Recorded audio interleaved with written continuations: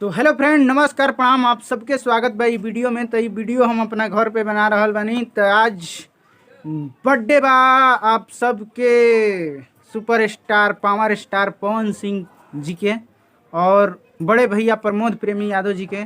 तो बर्थडे के ढेर सारी बधाई बा हमारा तरफ से। आप सब लोग भी अगर भैया के बर्थडे के बधाई देल चाहतनी तो कमेंट में अपन प्यारा सा राय लिख दी। हैप्पी बर्थडे लिखे के बाद लिख दी और वीडियो के फुल वॉच करी और शेयर करी दबा के।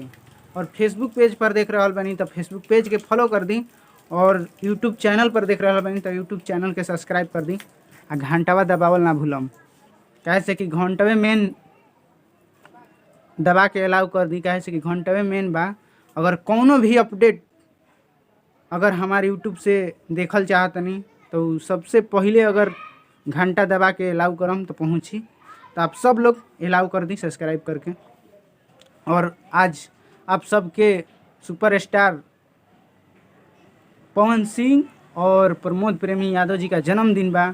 तो आप लोग अपन पावर स्टार के लिए बधाई दीजिए और प्रमोद प्रेमी यादव के लिए और हमारे आरा के दोनों बादशाह, आरा जिला के आन बान शान हैं।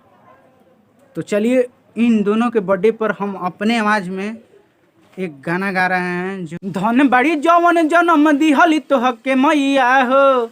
अरे धन बड़ी जौवन जन्म दिहली तोह के मैया हो। हमारो तरफ से बा जन्मदिन के बधैया हो। हैप्पी बर्थडे बाटे सुन पवन भैया हो। अरे धन बड़ी जन्म जौवन दिहली तोह के मैया हो।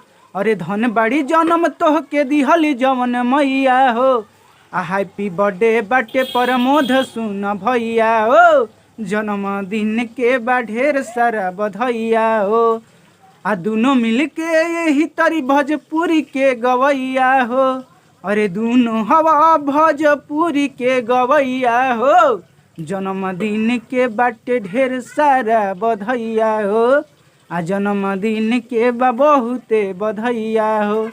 तो नमस्कार, प्रणाम। आशा नहीं पूरा विश्वास है कि यह वीडियो अच्छा लगा होगा। तो आप सबको हाथ जोड़ के रिक्वेस्ट बा चैनलवा के सब्सक्राइब कर दीजिए। आप फेसबुक पेज पर देख रहा बनी तब पेजवा के फॉलो कर दीजिए। भोजपुरी के देले बानी अलगे पहचान जी। रउआ जैसन नेक कौनो नइखे इंसान जी। अरे भोजपुरी के देले बानी अलगे पहचान जी। रउआ जैसन नेक कौनो नइखे इंसान जी। और ब्यास के जैसन रउआ हाकिले न डींग जी। अरे और ब्यास के जैसन रउआ हाकिले न डींग जी। हई भोजपुरिया किंग जमाना कहेला पवन सिंह जी। अरे हई भोजपुरिया किंग जमाना कहेला पवन सिंह जी। अरे हई भोजपुरिया किंग जमाना कहेला पवन सिंह जी। आप सबके नमस्कार, प्रणाम।